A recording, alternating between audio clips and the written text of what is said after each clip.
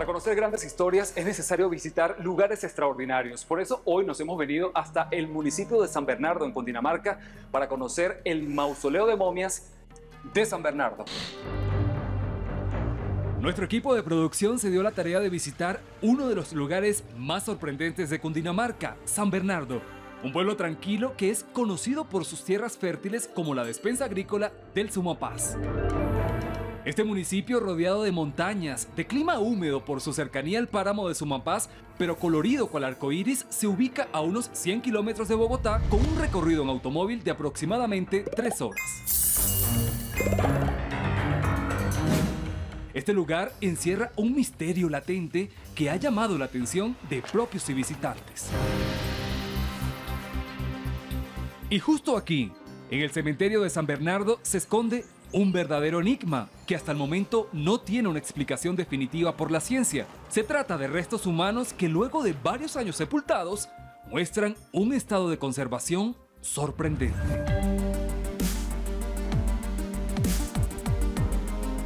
Hombres, mujeres e incluso niños se encuentran exhibidos en este museo. Pero, ¿qué es una momia?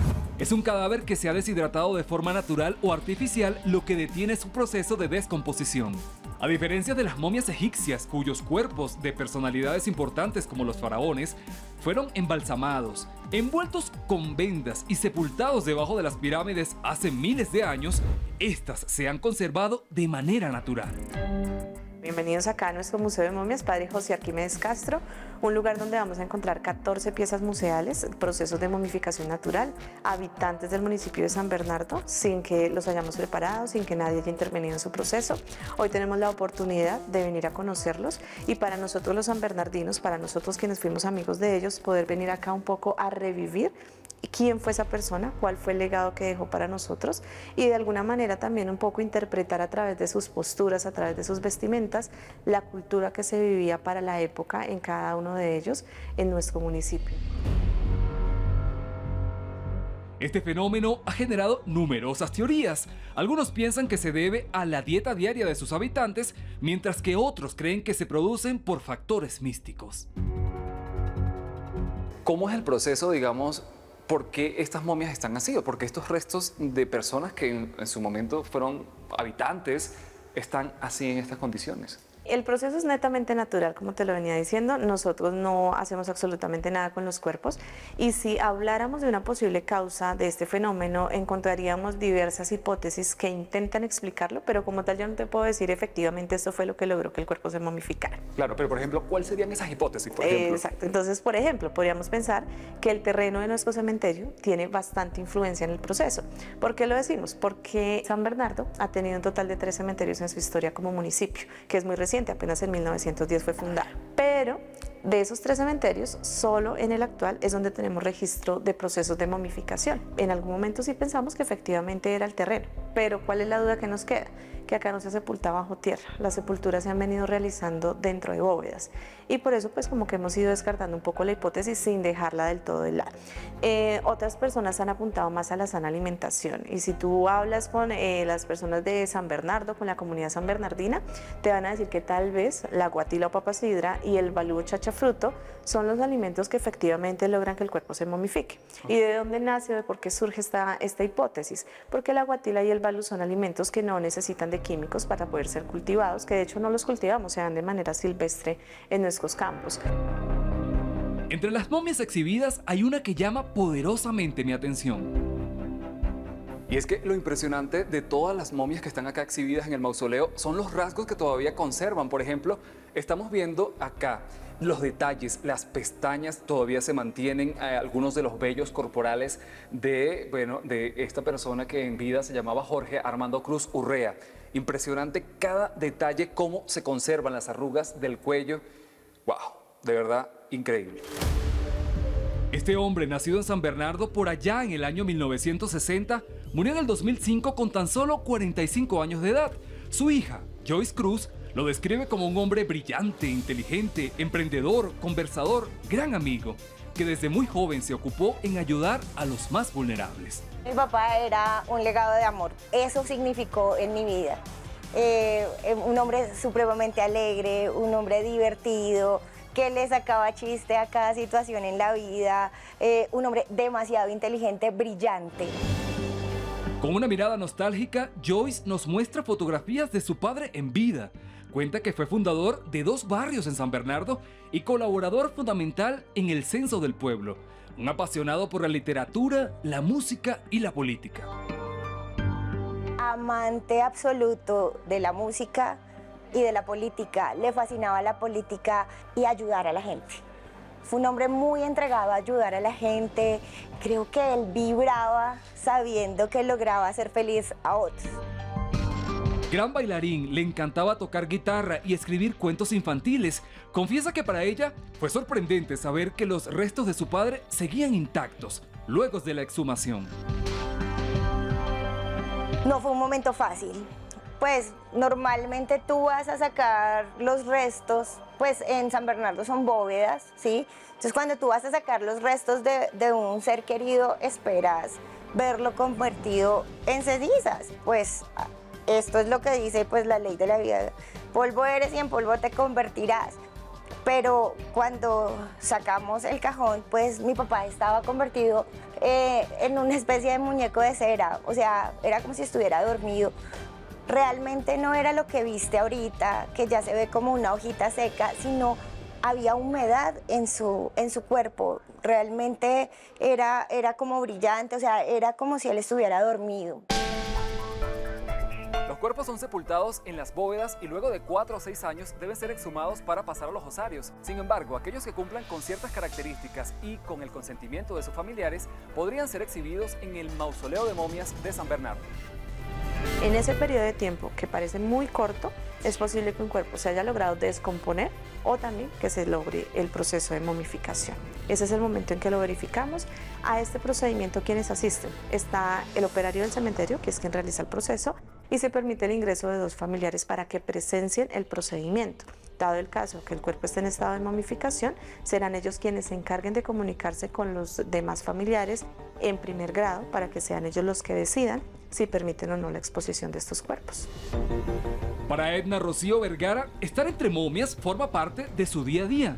Lleva más de 8 años trabajando en el mausoleo y desde entonces ve a la muerte con otra mirada. Cuando yo empecé a trabajar acá, el temor mío era de pronto a que fuera aceptada. Y no porque yo pensara que ellos me iban a hablar, pero sí sentía esa cosita de si ellos estaban o no de acuerdo con mi presencia en este lugar y si estaban o no de acuerdo con lo que se estaba hablando sobre ellos. Ese era como el temor que yo tenía al principio. Yo acá me siento tranquila, yo acá me siento segura, yo acá me siento cuidada, me siento protegida. Claro, no, pero es que además, Edna, porque tú tienes 8 años acá, pero debo confesar que la primera vez que vine acá al Mausoleo de Momias sí me sentí impresionado por ver lo conservado que están las momias exhibidas y también por lo impresionante de ver cómo eran en vida. La guatila es una cucurbitácea.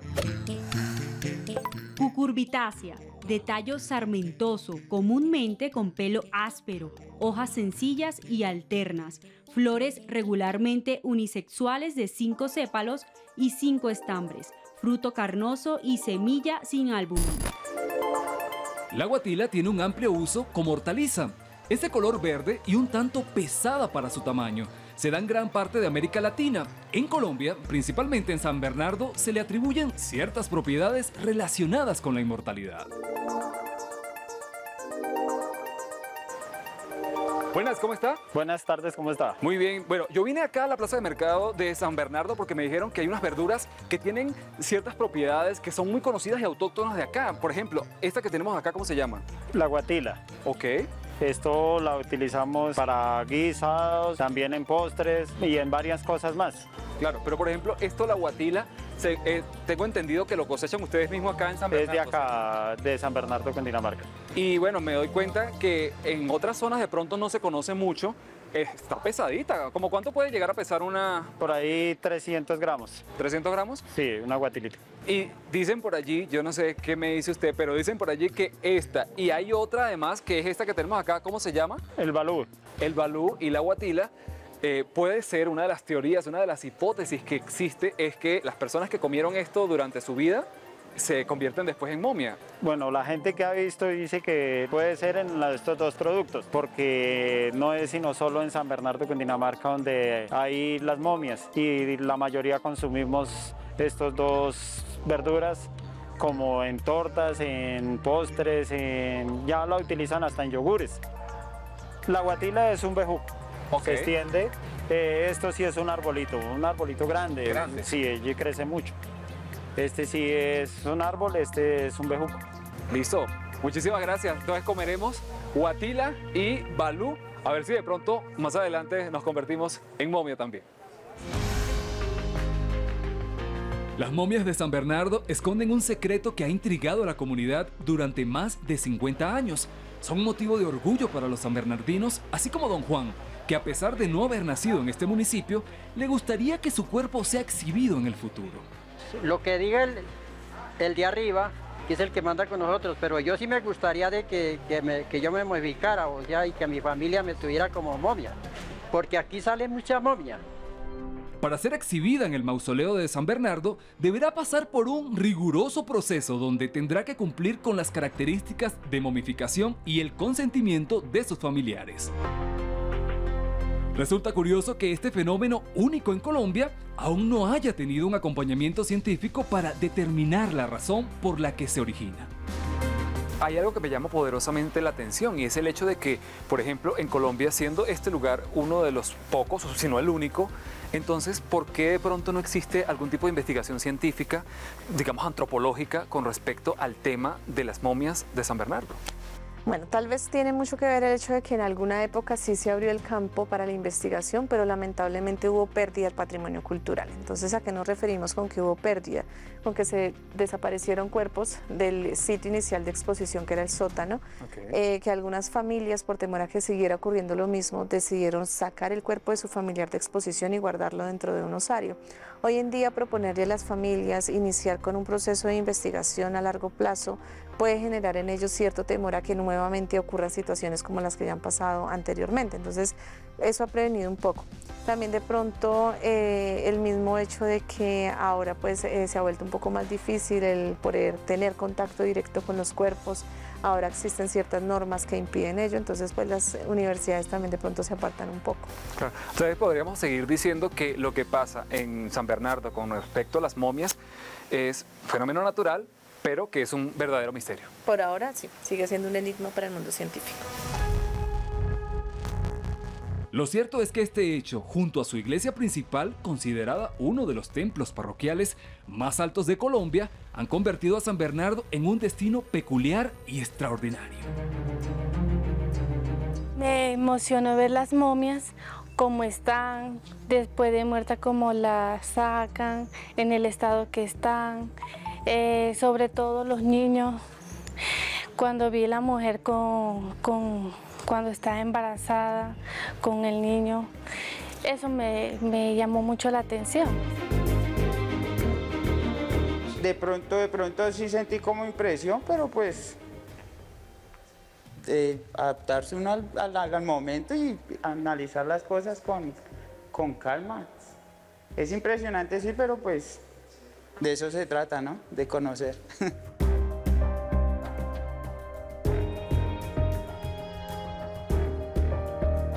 No da miedo, pero sí da cierta impresión de cómo va la descomposición del cuerpo, en qué ciclo va todo. No da miedo, pero sí es un poco interesante.